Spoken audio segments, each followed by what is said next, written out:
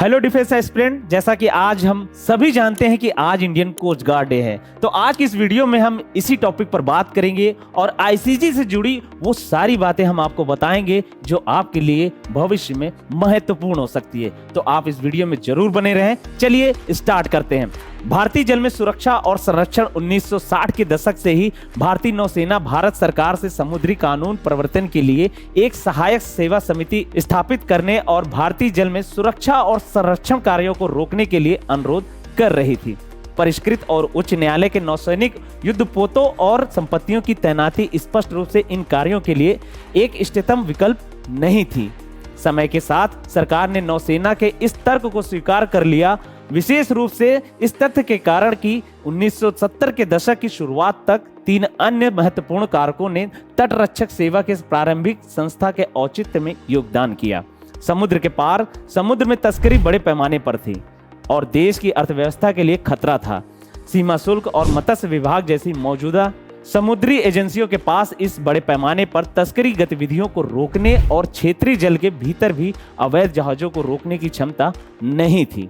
इस पृष्ठभूमि में तस्करी के बढ़ते खतरे की जांच के लिए 1970 में नाग समिति का गठन किया गया था। समिति ने तस्करी गतिविधियों से निपटने के लिए एक अलग समुद्री बल की आवश्यकता की सिफारिश की थी। 1972 में समुद्र के कानूनों पर संयुक्त राष्ट्र सम्मेलन UNCLOS ने सभी तटीय राज्यों को विशेष आर्थिक क्षेत्र EEZ से सम्मानित किया। इसके बाद भारत संघ ने विशाल समुद्र पर संप्रभु अधिकारों का दावा करने के लिए भारत के समुद्री क्षेत्र अधिनियम 1976 को अधिनियमित किया। विशेष आर्थिक क्षेत्र का क्षेत्र संसाधनों के व्यापक दोहन के लिए 2.01 मिलियन वर्ग किलोमीटर महासागर का अधिग्रहण किया और इस विशाल क्षेत्र को स्पष्ट रूप से पॉलिश करने की आवश्यकता थी। आइए बात करते हैं कि आईसीजी बल की स्थापना कब की गई थी।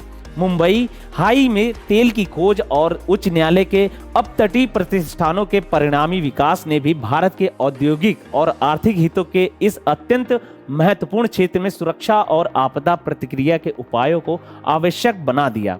इसलिए सरकार ने तस्करी और अन्य अवैध समुद्री गतिविधियों का मुकाबला करने के लिए मौजूदा तंत्र में कमियों की जांच करने और भारत की समुद्री सुरक्षा के उपायों का सुझाव देने के लिए श्री KF रुस्तम जी IPS पूर्व DG BSF की अध्यक्षता में सितंबर 1974 में एक समिति नियुक्त की। इस समिति ने 1975 में अपनी रिपोर्ट प्रस्तुत की, जिसमें हमारे समुद्री क्षेत्रों के समान अधीक्षण और पुलिस व्यवस्था के लिए तटरक्षक प्रकार के संगठन की स्थापना की जोरदार सिफारिश की गई थी। आइए बात करते हैं कि आईसीजी का उद्घाटन कब और किसने किया। तो भारतीय तटरक्षक बल इस प्रकार 1 फरवरी 1977 को अस्तित्व में आया। भारत जल क्षेत्र और विशेष आर्थिक क्षेत्र में निगरानी के लिए सिर्फ 7 जहाजों के बेड़े की ताकत के साथ भारतीय तटरक्षक बल का औपचारिक उद्घाटन तत्कालीन प्रधानमंत्री श्री मोरारजी देसाई ने 19 तारीख को किया था। अगर हम बात करें 1978 की, तो नौसेना डॉकयार्ड में उद्घाटन समारोह के बाद भारत के माननीय प्रधानमंत्री श्री मोरारजी देसाई के साथ जाने वाले पहले महानिदेशक वाइस एडमिरल VS कामत, तत्कालीन रक्षा मंत्री श्री जगजीवन राम और नौसेना अध्यक्ष एडमिरल जल कुरसेट जी PVSM ने भी उद्घाटन समारोह में भाग लिया था। आइए बात करते हैं कि आईसीजी में हम क्यों जाएं या फिर उस आईसीजी से हम क्यों जुड़ें। तो आपको बता दें कि तटरक्षक बल के लिए सबसे महत्वपूर्ण कारक अधिकारी और पुरुष हैं जो अत्यंत समुद्र में चुनौतियों का सामना करते हैं। आप इस चुनौतीपूर्ण समुद्री करियर के लिए सिर्फ एक व्यक्ति हो सकते हैं यदि आप बुद्धिमानी, साहसी हैं और मौलिकता के साथ सोच रखते हैं और नेतृत्व के गुण भी रखते हैं। तटरक्षक बल में सेवा के लिए एक अच्छा रोजगार आपको मिल सकता है। यह वह जगह है जहां आप राष्ट्र के हितों की रक्षा करने में सबसे महत्वपूर्ण भूमिका निभाते हैं। भारतीय तटरक्षक बल में जीवन कई चीजों, कड़ी मेहनत, व्यावसायिकता, जोखिम और रोमांच का एक सुखद मिश्रण है। भारत और विदेशों में घूमने और विभिन्न स्थानों पर जाने का अवसर भी प्रदान करती है। देश की रक्षा में शामिल होने का संतोष भी ये प्रदान करती है। इस प्रकार तटरक्षक बल में करियर को केवल वित्तीय शर्तों में नहीं नापा जा सकता है। अच्छा वेतन और कई प्रकार के बेनिफिट्स के साथ साथ एक बहुमुखी करियर भी प्रदान करती है, जो आपको बता दें कि सिविलियन के करियर से कहीं भी मेल नहीं खाता है। आइए बात करते हैं कि आईसीजी में अधिकारी का चयन कैसे किया जाता है।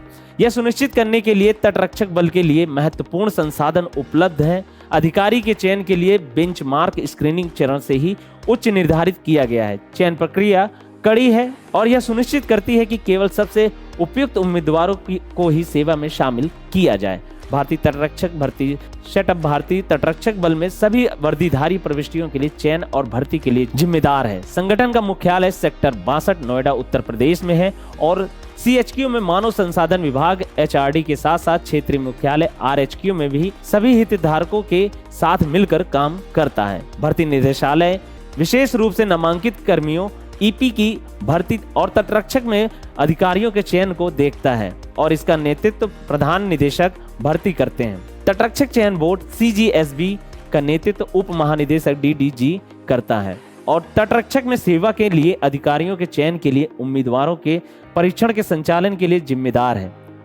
भर्ती निदेशालय और CGSB चयन और भर्ती की प्रक्रिया के दौरान विविधता, समान अवसर और सुरक्षा गोपनीयता सुनिश्चित करते हुए तटरक्षक बल के लिए उपयुक्त जनशक्ति का चयन करने के प्रक्रिया का पालन करता है।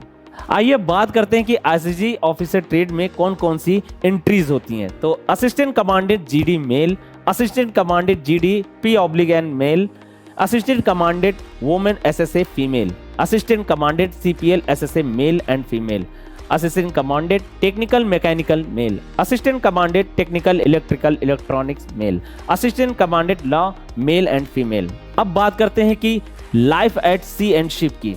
तो चलिए आपको बता दें कि तटरक्षक बल के जहाज पर जीवन आकर्षक, साहसिक और चुनौतीपूर्ण भरा होता है। समुद्र में मानव जीवन को बचाने और संकट में मछुआरों की सहायता करने के लिए, शिकारियों को पकड़ने और समुद्री जैव विविधता के संरक्षण के लिए एक तटरक्षक के लिए नौकरी की संतुष्टि आसान हो जाती है।